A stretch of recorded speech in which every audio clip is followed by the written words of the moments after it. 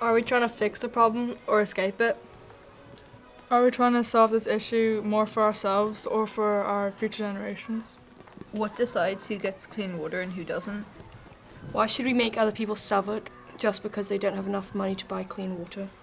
Why doesn't everyone believe in climate change?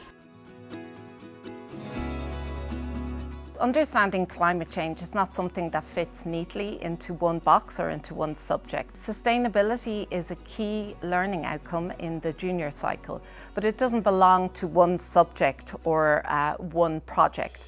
At Temple Carrig, we are attempting to mirror what happens in the real world.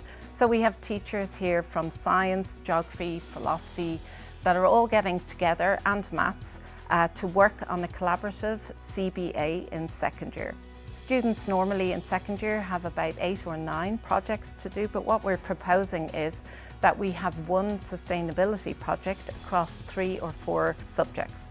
Say like Apple get their cobalt from the mines, and then it's like the kids, because they're small, they fit in the mines and then their fingers get burnt, and it's like loads of this really harmful stuff happening to them just like for us to be able to like have the newest iPhone.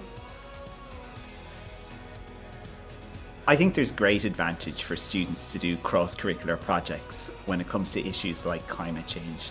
Climate change is an example of a problem that requires multiple perspectives. It's not an easy thing to fix. And so when we think of school, normally we think of all those individual subjects and we don't think of them really crossing over. But climate change is a really good space for them to bring them together so they can think about issues related to climate from lots of different perspectives, bringing the best of all of them, developing knowledge and developing skills for each of the subjects and bringing them together in a real world context. I think it's about taking a risk and not being defined by your role in the school. You're not only a German teacher or a science teacher. I think it's really important that teachers look at what the sources and opportunities they have in the staff already, and that see the school as a kind of a global ecosystem where everyone is learning together as opposed in isolation. It's not just like we're just living and everything else is for us.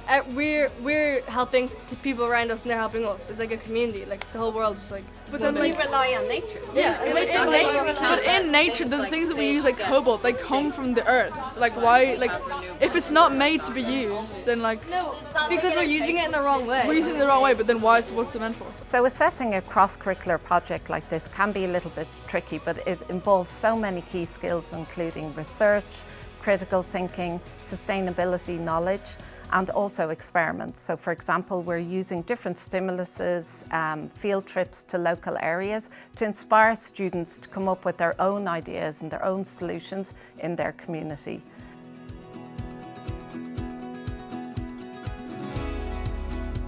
So today we're out at Greystones Beach. They're already learning about climate change and the coastline and the impacts that climate change are going to have on our coastlines. So today we have them out in the fields. They're measuring the rates of sediment transport along the beach. They're looking at different types of erosion, and we're looking at different coastal protection strategies as well.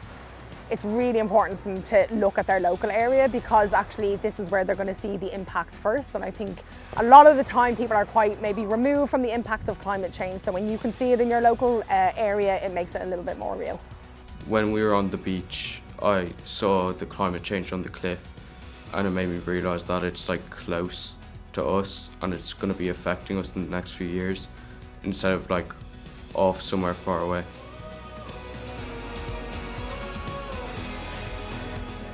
I know everybody's way of learning is different, but for me especially, I think rote learning is quite difficult. How I learn is by actually understanding, and I think interactive learning is a great way of doing that. I think to work together, if we're all working on the same thing, we're all going to get more done instead of trying to work individually. If we can all like push it as one, then the whole project is just going to really make a difference and people are going to hear about it more.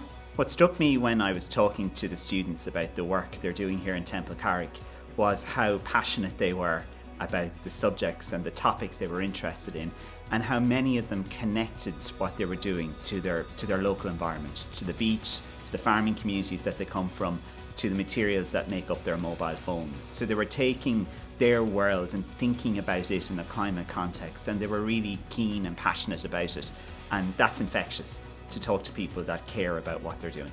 All school communities could look at an opportunity like the CBAs to work and with the students in a more connected way, and it would give all schools an opportunity to look at the future and how we are preparing students for what's next.